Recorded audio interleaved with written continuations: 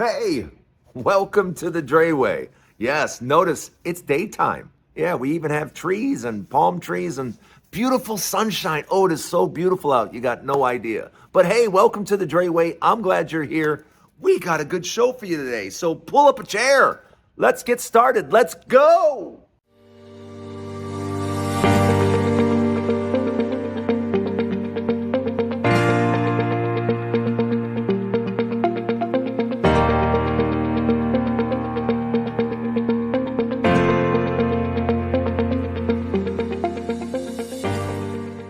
Hey, welcome to the Dray Way. I'm glad you're here. You know what we're going to talk about today? We're going to talk about real estate.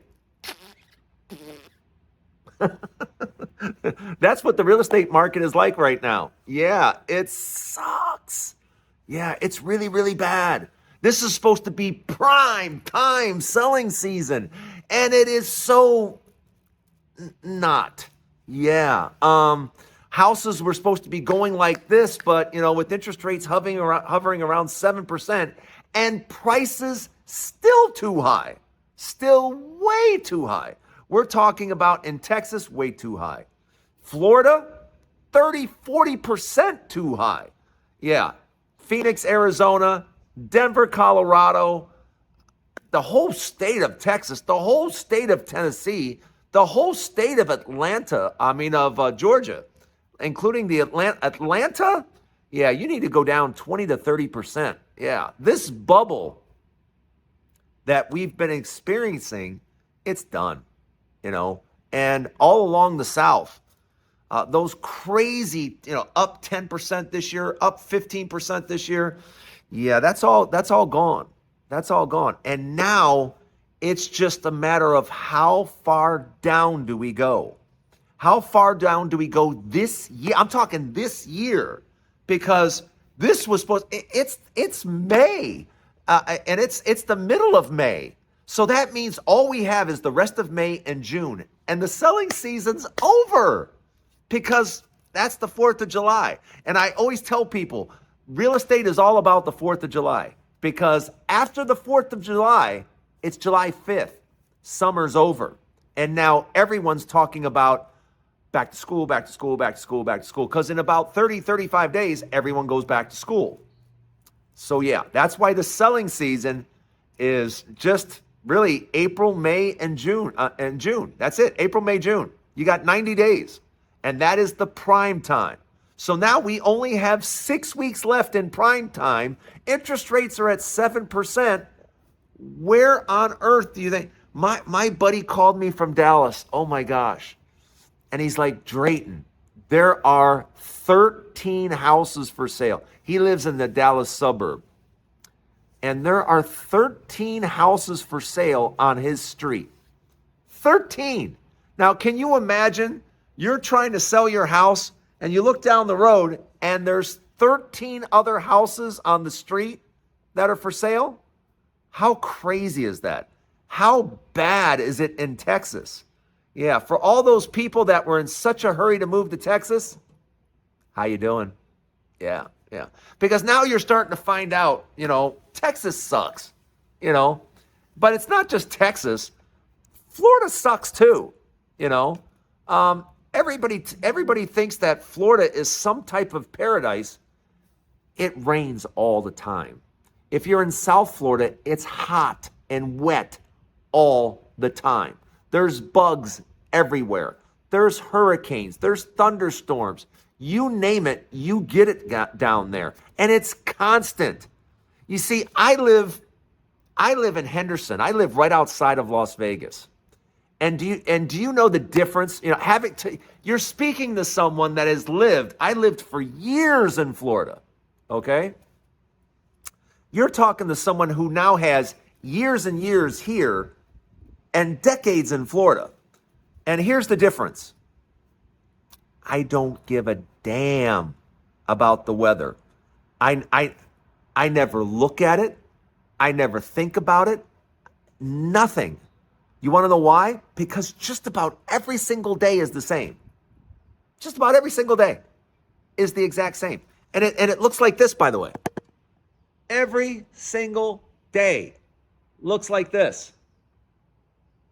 Yeah, blue skies. Not a cloud in the sky. Just absolutely gorgeous. Day after day after day. And I can't tell you how different that is than Florida. In Florida, you got to know what the weather is. You got to know when it's going to pour on your head, because you could be out for a business meeting at 1:00 and there's a storm coming in from 1 to 3, so it's going to be pouring down rain for 2 hours, and that happens all the time. So you're constantly having to worry about the weather. That's not a thing in Vegas. That's not a thing here in Henderson. I don't wake up one day going, gee, I wonder what the weather's going to be, because it's like that. It's like that over and over and over again. So what's the big news? The big news is real estate ain't it, folks. For all of you that thought that you were going to buy a house in the last couple of years and you're going to see all this appreciation, for many of you, you're not going to see any appreciation.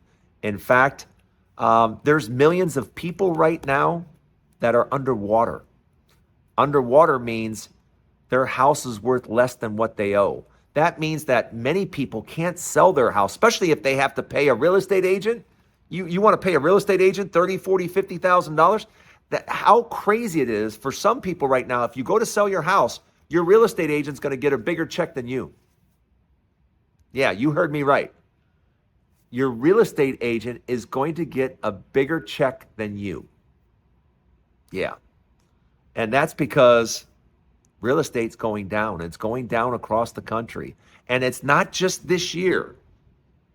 What do you think 2026 is going to be like? 2027? 2028? Yeah.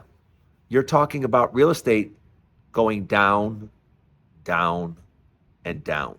And that is going to put a lot of people in trouble. That's going to put a lot of people can't even afford to sell their house. Can't afford to keep it, can't afford to sell it. You're going to see a lot of that over the next 3 years. Welcome to the Dray Way. I'm glad you're here. Let me know what you think about real estate in 2025. What do you think about this selling season that just basically never took off?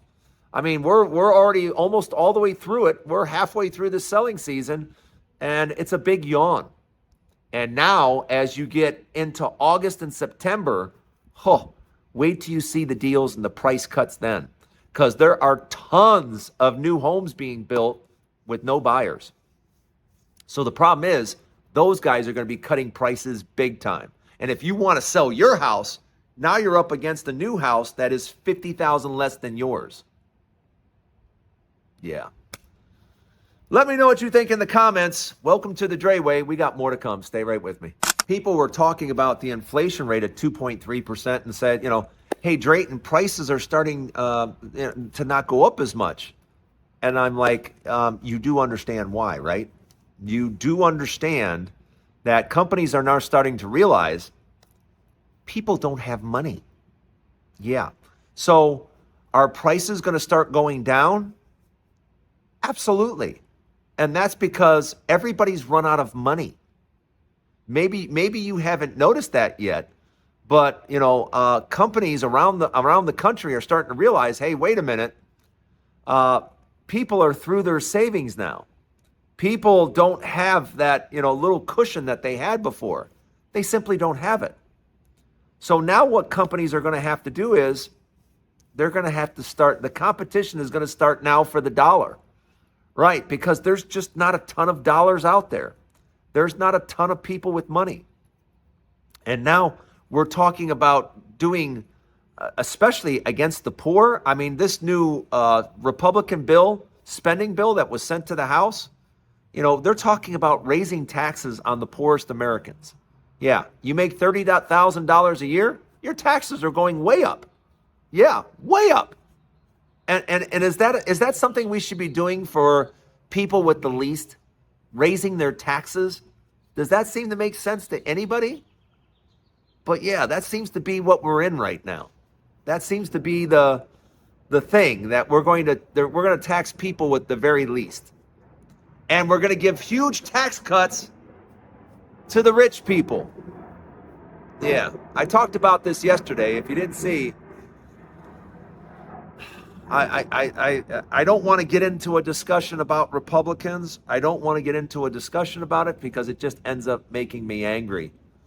But Republicans are so anti-American now. Republicans are so, and that's the only thing that I don't know what else to say. You know, when you put forth bills that just damage Americans, what am I supposed to say? Tell me what I should say.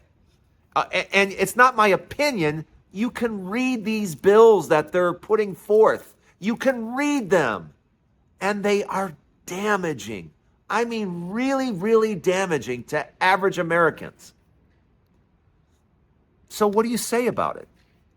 What do you say about a group of people, a group of Republicans that put forth these type of bills that are clearly going to damage the average Joe? I don't understand why they just don't care. I don't understand why they want to be so evil. I don't know how else to say it. I wish I did. But watch this over the next few days. You know, we have spending bills that we have to pass. You know, I don't know how they're going to pass them because even Republicans won't. All Republicans won't even vote for it. That's how bad the spending bill is. So the next 10 days should be very interesting. Let's watch the next 10 days and see what happens. But all I know is take a look at these bills. Take a look and see what damage they do to just average Americans. And then see if you can come to the same conclusion I've come to, is that, you know, Republicans just seem anti-American anymore. And I don't know how else to say it. You know, when you're attacking those with the least, yeah. I guess a better word is you're just a coward. Let me know what you think in the comments. Don't go anywhere. I have a final thought. Yes, it's all about summertime and fitness. Summertime and fitness, summertime and fitness. If you're not out doing your walks, if you're not in the gym, if you're not doing something to take care of you, that's what I want to know. What are you doing to take care of you? How are you making yourself better this summer? Me, I got 4 miles in every day walking. I'm up to 4 miles now. I'm back in the gym, lifting again a little bit. I need to. I don't lose weight fast if I'm not lifting in the gym. So now I'm back in there 3 days a week, and I'm really starting to enjoy food prep. If you guys haven't done it, you know, all you're doing is on Sunday is making your meals for the week. That's really all you're doing. You're just prepping your food. And I find it to be, first of all, it's fun, you know, rearranging meals and stuff like that, and the preparation of it all, but also just sticking to a plan and watching the result. I mean, right now I'm losing about 2.5 pounds, 2 to 2.5 pounds a week. So by the end of July, I should be at my goal. I should be at my goal of 210. If everything goes well, I should be all the way down to 210, which I haven't been 210 in a long time. But that's the goal. And if you haven't set a goal for summer yet, come on, what are you waiting for? Set a goal. And I'm telling you, it all starts with one thing. It all starts with walking. It's the easiest thing to do.